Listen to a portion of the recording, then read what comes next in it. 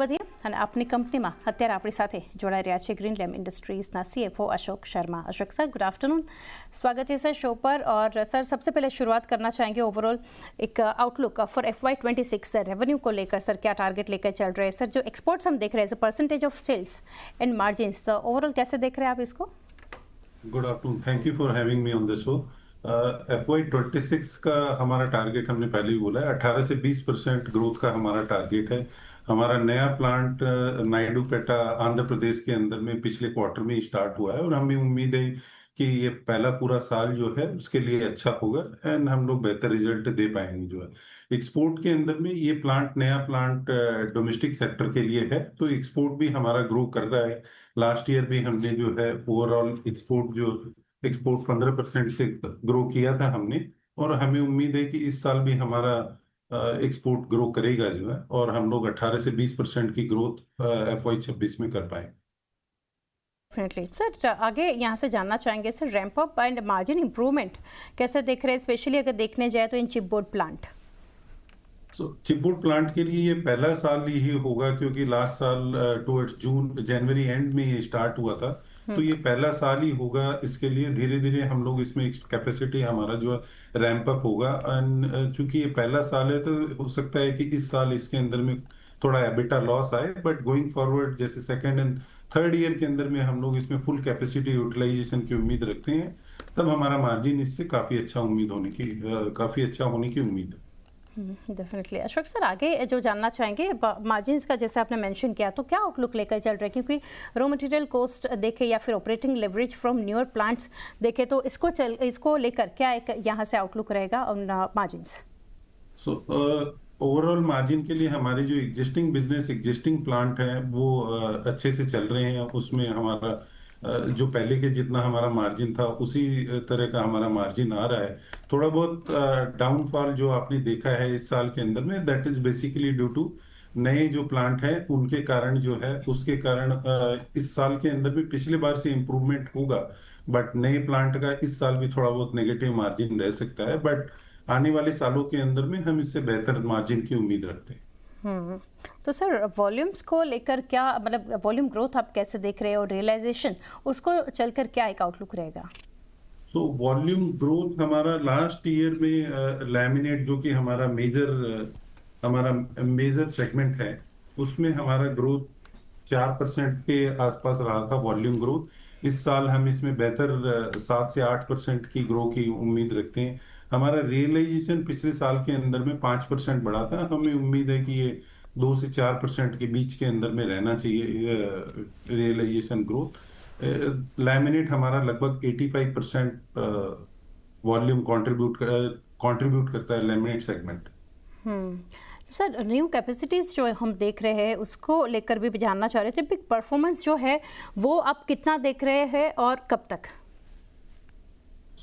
New product में हमने plywood introduce किया था अराउंड 1.5 साल पहले, और पार्टिकल बोर्ड हमने पिछले लास्ट क्वार्टर में स्टार्ट किया है। तो प्लाईवुड के अंदर में एवरी ईयर हम लोग जो है डबल ग्रोथ कर रहे हैं। पिछले साल भी हमने लगभग 100% की ग्रोथ की थी। इस साल भी हमारी उम्मीद है कि इसमें बेटर जो ग्रोथ होगी।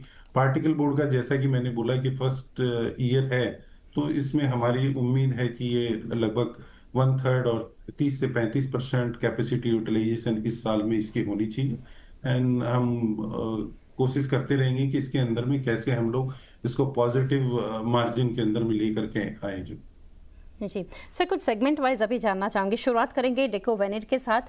तो यहाँ पर इस बिजनेस का सस्टेनेबल प्रॉफिटेबिलिटी आप कब तक होता देखेंगे, और इसको लेकर पिक मार्जिन्स कितना देख सकते हैं?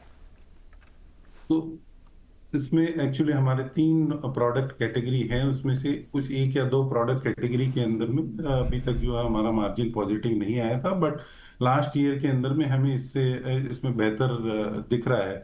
सो लास्ट ईयर अगर ओवरऑल अगर आप देखते हैं तो इसमें हमने लगभग वीनियर एंड अलाइड सेगमेंट में लगभग 215 करोड़ की सेल की है, और ये लगभग जो है ब्रेक इवन पर था। इस साल हम इससे बेहतर प्रदर्शन की उम्मीद करते हैं और आशा करते हैं कि एबिटा पॉजिटिव भी इसके अंदर भी होगा।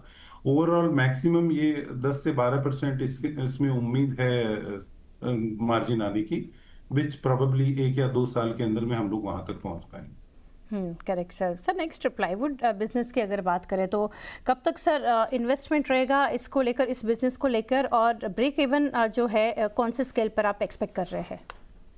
लास्ट ईयर हमने इसमें लगभग 110% की ग्रोथ की थी। 58 करोड़ से 123 करोड़ का हमने बिजनेस किया। इस साल भी हमारी इसमें बहुत ग्रोथ की उम्मीदें हैं। एंड हमारी आशा है कि हम अकॉर्डिंग टू प्लान इस साल एंड तक हम लोग इसमें ब्रेक इवन कर पाएंगे। Right sir. अब सर वर्किंग कैपिटल रेंज जो है अशोक सर, उसको लेकर क्या अभी टारगेट लेकर चल रहे हैं? वर्किंग कैपिटल अगर आप देखेंगे कि हमारी साल दर साल जो है वर्किंग कैपिटल इंप्रूव हो रही है। इस साल हमारे लास्ट ईयर हमने लगभग नेट वर्किंग कैपिटल 65 डेज का था, जो इस साल हमने 57 डेज का किया है। मुझे लगता है इसके अंदर में गोइंग फॉरवर्ड भी एक एक दो दो दिन करके इसमें इंप्रूवमेंट आने की उम्मीद है, क्योंकि नए बिजनेस में इतनी ज्यादा वर्किंग कैपिटल की जरूरत नहीं होती है। But slowly and gradually improvement यहाँ से होता हुआ मुझे दिख रहा है। Definitely sir. Network expansion plan in near future कुछ कंपनी लेकर यहाँ से चल रही है, national as well as international front पर अगर बात करें तो? नेशनल फ्रंट पर हमारा network expansion on a regular basis, every month every quarter basis पर हमारा होते रहता है। उसके अंदर में इंटरनेशनल के अंदर में मोस्टली हम लोग लैमिनेट एक्सपोर्ट करते हैं। उसके लिए भी कंपनी जो है कंटिन्यूअस बेसिस पर जो है एक्सपेंशन करती रहती है। और हम लोग नई जगह, मैक्सिमम जगह पे जहां पर पहले से है वहां पर हम लोग ब्रांच या सब्सिडरी ओपन करते हैं, और नई नई जगह पर जाने ऑलरेडी हम लोग जो है नियरली अराउंड 120 कंट्री में हमारा एक्सपोर्ट, हमारा प्रोडक्ट अवेलेबल होता है। तो इन्हीं के अंदर में हम अपना जो है और मजबूत करेंगे, हमारा जो नेटवर्क है उसको और मजबूत करेंगे कंट्री। जी correct sir. Sir capacity expansions को लेकर कुछ इन नियर फ्यूचर कंपनी के प्लान है, और उसके लिए कंपनी क्या यहाँ से कुछ फर्दर डेट लेना चाहेंगी, क्या उसको लेकर, डेट को लेकर अभी क्या सिचुएशन है वो भी जानना चाहेंगे? कैपेसिटी एक्सपेंशन में हमारा लैमिनेट जो है 82% कैपेसिटी यूटिलाइजेशन पर चल रहा है। पास्ट में हम लोग इसमें 100% से ज्यादा भी कर पाए हैं। मुझे नहीं लगता कि अभी इमीडिएट कैपेसिटी एक्सपेंशन की जरूरत है। हम लोग इसको क्वार्टर ऑन क्वार्टर बेसिस पर रिव्यू करते हैं, एंड जब जरूरत होगी नाउ अब फर्दर जो लैमिनेट का एक्सपेंशन होगा वो ग्रीनफील्ड के बजाय ब्राउनफील्ड एक्सपेंशन होगा, जो कि बहुत जल्दी लगभग 3 क्वार्टर के अंदर में हम लोग कर सकते हैं। तो मुझे अभी हाल फिलहाल के अंदर में कैपेसिटी एक्सपेंशन की जरूरत नहीं लगती है। और अदर देन लैमिनेट बाकी प्रोडक्ट में भी कैपेसिटी एक्सपेंशन की जरूरत नहीं है, because we have enough capacity. और with regard to your another question regard to debt, last year हमने 989 करोड़ पर डेट क्लोज किया है। एंड हमें इस साल के अंदर में भी कुछ पेंडिंग कैपेक्स, नए प्रोजेक्ट था उनका कुछ पेंडिंग कैपेक्स इस साल में होना है। तो इस साल मुझे नहीं लगता कि डेट बहुत ज्यादा यहाँ से जो है नीचे आएगा। इस साल इसी रेंज 950 to 1000 करोड़ के बीच में ही रहने की उम्मीद है। नेक्स्ट ईयर से मुझे लगता है कि चूंकि सारा कैपेक्स और सारा प्रोजेक्ट एक्सपेंशन कंप्लीट हो जाएगा, तो नेक्स्ट ईयर से मुझे लगता है कि डेट जो है कम आना चाहिए। Definitely sir. Last couple of points मैं जानना चाहूँगी। एक तो इंटरनेशनल बिजनेस के फ्रंट पर अभी देखें तो अभी जो भी टैरिफ रिलेटेड अपडेट्स या कुछ अनसर्टिनिटी हम देख रहे हैं, डायरेक्टली कुछ असर आप देख रहे हैं, कुछ चैलेंजेस इंटरनेशनल फ्रंट पर आपको लग रहा है एज अ कंपनी? अभी जस्ट एज हम, जैसा मैंने बोला कि हम लोग 120 कंट्री में, तो कोई भी एक कंट्री पर हम लोग बहुत ज्यादा डिपेंडेंट नहीं है। एंड टैरिफ रिलेटेड यूएस में जैसे जो हमारा ओवरऑल बिजनेस का या हमारे ओवरऑल एक्सपोर्ट का लगभग 4-5% ही बिजनेस है डायरेक्टली टू द यूएस। मुझे नहीं लगता है कि इससे पूरे बिजनेस पर बहुत बड़ा इम्पैक्ट आएगा। और भारत सरकार भी इस संबंध में काम कर रही है। तो मुझे लगता है कि एक बेटर डील इससे निकल करके आएगी, which will help to all the companies. Definitely. Ashok sir, lastly ये जानना चाहेंगे गाइडेंस फॉर कमिंग क्वार्टर्स, अगर आप शेयर ना कर सके in terms of numbers, but overall आने वाले क्वार्टर्स जो है आप कैसे देख रहे हैं कंपनी के लिए? ओवरऑल एनुअल का गाइडेंस हमने 18 से 20 करोड़ का दिया है, 18 से 20% का दिया है, जिसमें नए बिजनेस का एक्सपेंशन इंक्लूडेड है।